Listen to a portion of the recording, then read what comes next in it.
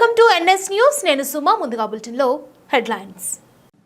అమ్మవారు రేవంత్ రెడ్డి కలలోకి వెళ్లి ఇప్పటికైనా ఈ పాపపు పనులు మానుకోమని చెప్పాలని కోరుకుంటున్నానని హరీష్ రావు అన్నారు. ఈ దేవీ నవరాత్రులు కూడా దేనికి సంకేతం? చెడు మీద మంచి విజయానికి సంకేతం. చెడును దూరం పారదోలి మరి మంచిని ముందుకు తీసుకునడిపోయేదే అమ్మవారు. మరి అమ్మవారి దయతో ఈరోజు తెలంగాణలో హైడ్రా పేరిట, మూసీ పేరిట పేదలకు నిద్ర లేకుండా చేస్తా ఉన్నారు.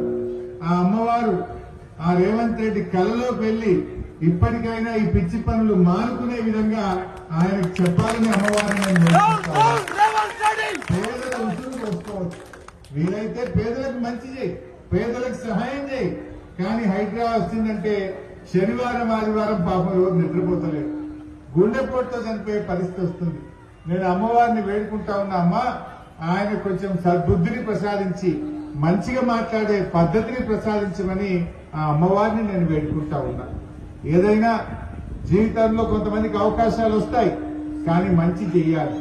మన కేసీఆర్ వచ్చిన తర్వాత ఈ ప్రాంతంలో మంచినీటి సమస్య పరిష్కరించారు, కరెంటు సమస్య పరిష్కరించారు, అద్భుతమైన రోడ్లు వేశారు. హైదరాబాద్ అంటే దేశానికి ఒక రోల్ మోడల్ గా హైదరాబాద్ ను కేసీఆర్ గారు తయారు చేశారు. పెట్టుబడులకు స్వర్గధామంగా ఈ తెలంగాణ రాష్ట్రాన్ని తయారు